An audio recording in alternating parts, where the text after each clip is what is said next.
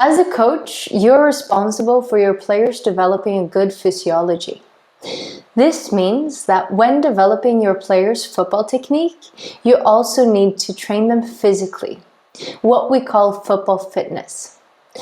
This is important both for the quality of the football actions, but also to avoid and prevent injuries. In football fitness, we focus on 5 basic physiological qualities: coordination, speed, mobility, endurance, and strength. These 5 qualities are needed and cooperate in every single football action. When your players have the ball, they must be physically strong when challenged by opponents, and to themselves be able to challenge opponents when they need to regain possession of the ball. To be able to develop football technique, your players need coordination and mobility. They need to be quick to react and quick in speed when running, as well as enduring throughout trainings and games, and to be able to recover between trainings and games. So your players need to be resilient to avoid injuries, especially in changes of direction at high speed and when they reduce their speed quickly. As you know by now, we want to train in as game-like situations as possible. And the same goes for football fitness. So you train football players. They have to make decisions, perform a lot of football actions, and constantly interact with other players on the field. We therefore want to train football fitness to the greatest extent possible through regular football training sessions. And you will see that once you start training your players in exercises that are game-like, you will also increase the intensity in exercises, and through that, also have your players train their physiology more as well. This is even more important for children and beginners, as they need versatile training in order to develop their motoric skills, coordination, and movement patterns. However, there are some things you need to bear in mind when doing so to avoid and prevent injuries. As you know, all training sessions should be planned looking at the game in a holistic perspective, training attacking, transitioning, and defending, where players perform football actions based on the information process.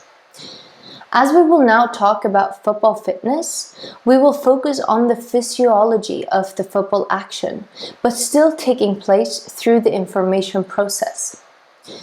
So let us go through the 5 basic physiological qualities and how to train them age appropriately. Coordination can be described as the ability to coordinate body movements in relation to each other and to our environment. The interaction between nerves and muscles is fundamental to all learning of movements. The concept of coordination includes, among other things, a sense of rhythm, balance, spatial orientation, and eye-hand and eye-foot coordination. When we say a player has good technique, we really mean that the player can use her coordination in the football action. Coordination is the most important of the basic physical qualities when it comes to coaching and training children in football. As a coach, we can use a significant part of our training to challenge and develop players' coordination with different versatile movement patterns, such as jumping and landing, accelerating and decelerating, throwing and catching, and eel and crawling. This type of coordination training also provides age-appropriate strength and speed training. When the children have learned and can solve the task you give them without thinking about it, then the movement has been automated, and you need to gradually increase the challenge to continue to have effect with the training. Other ways to practice coordination are to do obstacle courses with or without the ball and through games and play. Play offers fun, versatile training and at the same time develops psychosocial skills. As your players grow older, we can apply coordination training in more football-specific movements that can be preferably trained already in the preparatory training, or what is usually called the warm-up.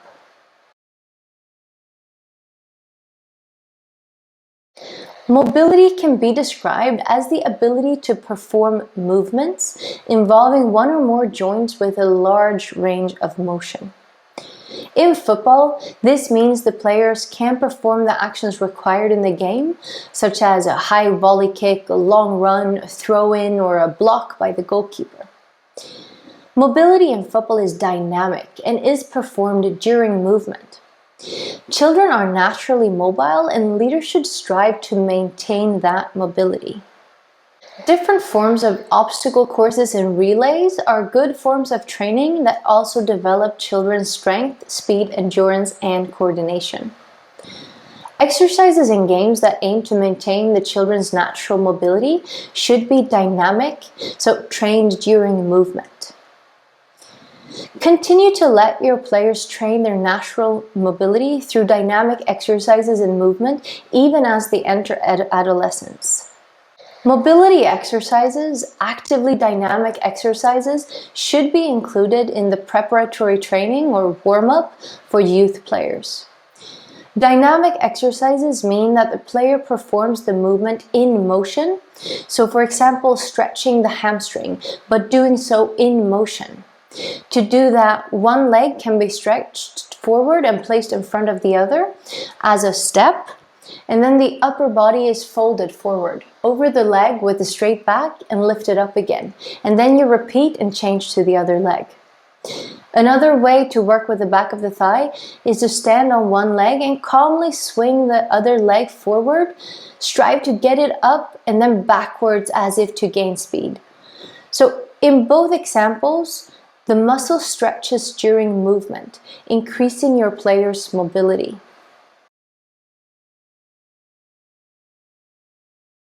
Strength training increases the body's endurance and prevents injuries by adapting the nervous system and muscular growth. For football players, strength creates the conditions for developing motor skills and the power to perform actions, such as explosiveness in running or challenging an opponent with the ball. Many times when we think about strength training, we think about weightlifting. However, you can build muscles in football or in strength training only by using the natural weight of your own body.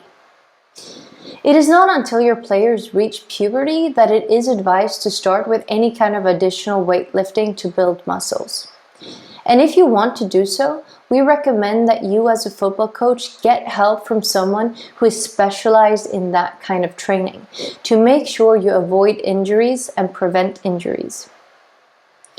So it is important when working with players before puberty to still incorporate strength training into your training in order for players to practice technique and develop their strength so that when they reach puberty, they will be better able to benefit from more advanced strength, jump, and speed training. When working with children, strength training can be incorporated into football training and through games that combine strength with coordination, mobility, and speed. Once again, playing games is a great way to train. You can incorporate strength training into various tag and chase games where the person who is tagged needs to stand in the plank position, for example, or do squats until freed. Or maybe her teammates need to free her by two of them coming together up on either side of the tag player and by holding out their arms towards each other and doing 3 deep squats simultaneously. And then they free the tag player.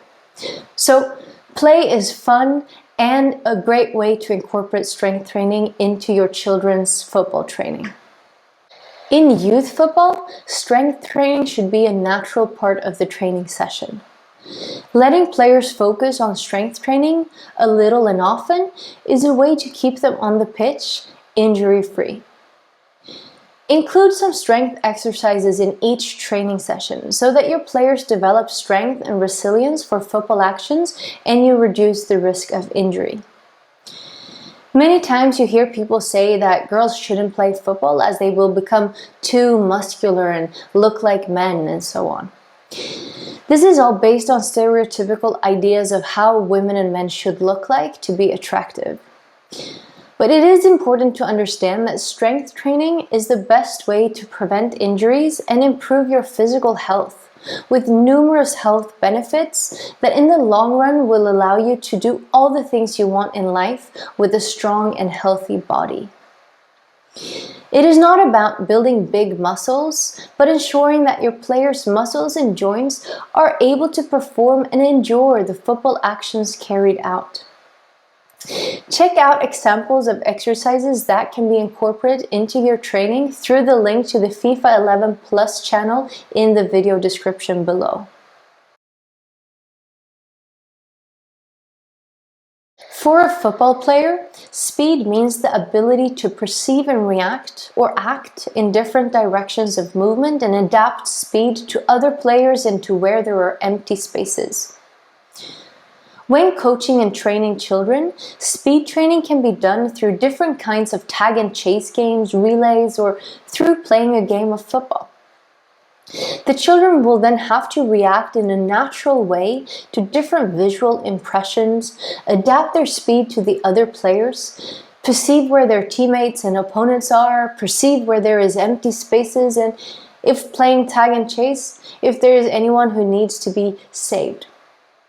So even the player's footwork, which is an important aspect of your speed in football, is then trained in a natural and playful way. Among youth players, relays, acceleration, and mirroring exercises are good ways to practice speed training. As a coach, you have to always think about the specific movement patterns in football to make sure any speed training is football adapted. To do that, you can include elements such as reaction, change of direction, deceleration, and change of pace in the speed training, which naturally adapts the speed training to the flow of a football game. Endurance in football means the ability to recover between football actions and to recover between training and games. This training aims at being able to carry out many football actions with the same level of quality throughout a game, and to recover before the next training or game so that the body feels sufficiently recovered and recharged from the previous session to be ready for the next, to train at the same level of quality. However, specific endurance training is not done with children. It is not dangerous to train endurance, it's just not effective. You still get enough endurance training in your training as it is for children. Small-sided games, tag and chase games, play and relays are examples of activities that are fully sufficient as cardio training in children's football. Make sure that your training is carried out with high intensity with high activity among players by minimizing the time players stand still and wait between and during exercises. For youth players, you should put more emphasis on endurance training to improve the player's ability to recover between actions. However, still using football's inherent endurance training. Use different game exercises, such as small-sided games, 4 versus 4 or 7 versus 7, 2 versus 2. In this way, other qualities are also trained at the same time as players' endurance is improved. When your players reach the age of 13-14, you can add additional endurance training through exercises that include running with changes in speed and direction, accelerations and decelerations. But before that age, this kind of training will be ineffective and you will get a better result simply by playing football. So that's how you, in your football training, make sure to develop your players' 5 basic physiological qualities: coordination, speed, mobility, endurance, and strength. Just as with leadership behaviors in general, there are leadership behaviors to avoid when it comes to football fitness. Early specialization should be avoided. Specializing in football early on may lead to improved results in the short term, but has negative effects in the long run. such as limiting your players' motoric skills, increasing the risk of injury, and of players dropping out. We encourage you to plan for a comprehensive and versatile training to give the player the opportunity for a long and sustainable career. Training sessions for children and beginners should always be versatile. Playing and competing in different disciplines and making obstacle courses is a way to easily bring versatility into fitness training. Versatile training equips your players with a large range of motoric skills, increasing their physical literacy, so to say. Think about it just as you would with reading. You need the entire alphabet to do so. Or when counting, you need to be able to use all the numbers. The same goes for your motoric skills. You need to be able to use your whole body in movement with a large range of motoric skills to avoid injuries and enable long-term development and motivation. To do so, versatile training is key. So basically, not training just one thing at a time, but involving your whole body in different ways and different actions and exercises throughout training. Many coaches forget that children and adolescents are not small adults.